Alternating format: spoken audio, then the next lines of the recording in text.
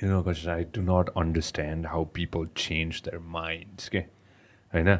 Like I was telling you off air, right? It's been 15 years. I've been in this scene. I know. Yeah. Of course, I've evolved as a person. I've evolved as a person. Of course, more I learn, more I educate myself sitting with people like you. And I of course, I'll definitely go ahead and like mold myself. But my core is never going to change. Okay? My core is still going to be my core, right? But when I see a lot of people now in politics, their core, that I don't know where they belong. Yeah. Well, I don't think many of them are based on ideologies anymore. Very few are, I think some of the social democrats are. But besides that, it's just about opportunism from what I understand. I could be wrong. Was it like that before? I think it's been like that for a long time, since the 90s. Give me an example. I think it's always ideological when the movement begins, and when it comes to being in power, I think the ideology, steadily fades, and then power becomes the go-to factor. And all the things that the power brings you, money, immunity from crime.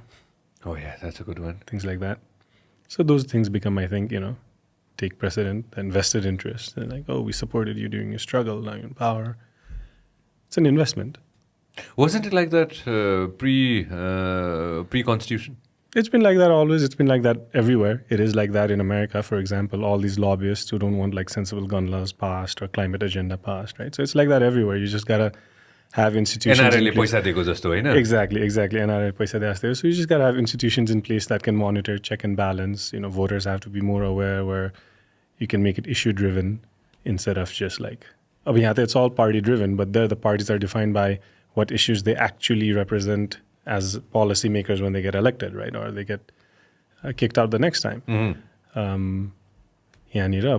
that we still haven't reached that maturity in the sense where voters are, kicking out politicians based on issues because parties, cadres have so much strength still.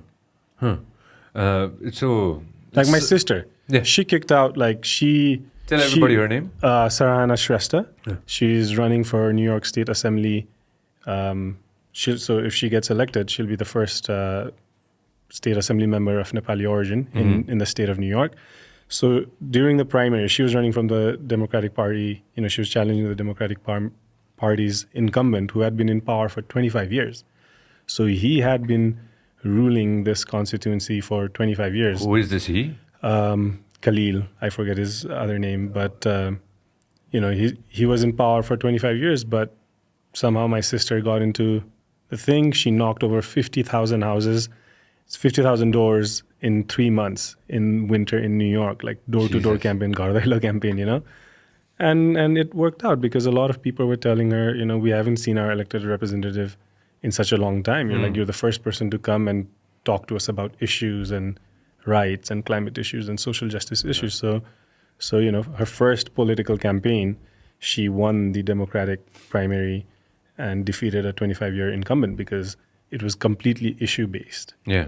And that level of voting maturity, because of the way politics is done here, very party-based, and we haven't reached there yet. Hold on, before we jump back to our side of the planet X, open it again. Let's share a bit more about her.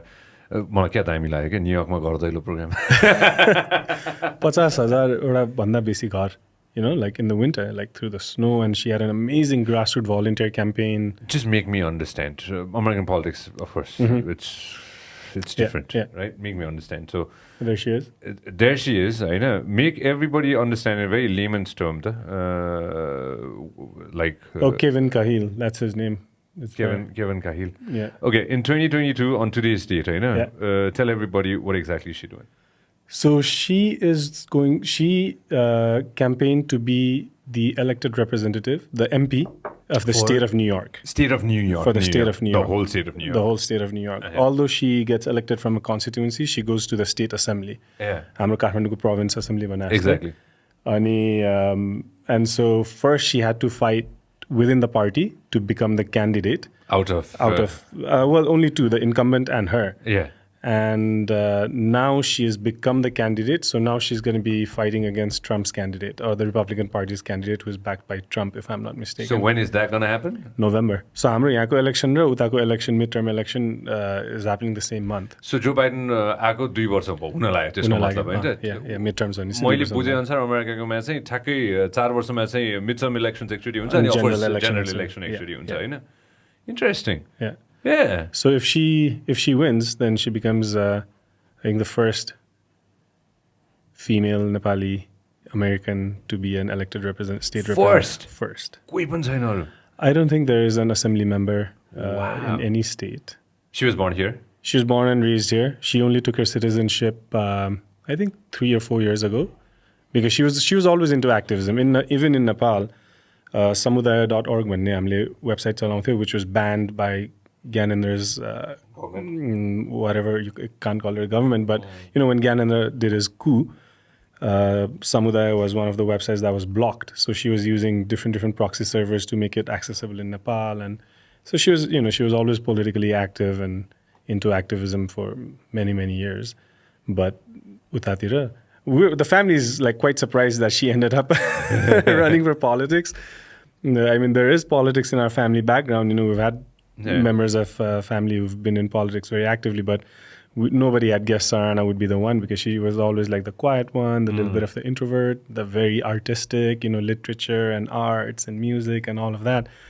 Suddenly, she might become an good for her, man. Member, good for her, and we're super psyched, super excited, and Nepalile vote गर्न पनि American Nepalile vote गर्न पाउँछ यसमा? Green card ले पाउँदैन, तर if you're in that constituency, if you're a citizen and if you're living in that constituency, then you can. But usko constituency there's barely any Nepalis there. Yeah, it's about 2.5 hours north of Jackson Heights.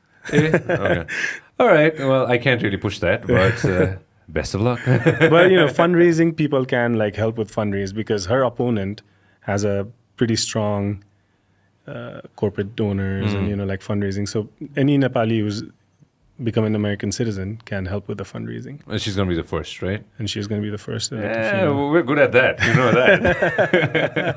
We're good at that. We're really good at that. It's Indian Idols and American Idols. We've seen it can happen. We're really great at that, man. If you love what we are doing, make sure that you subscribe and turn on notifications.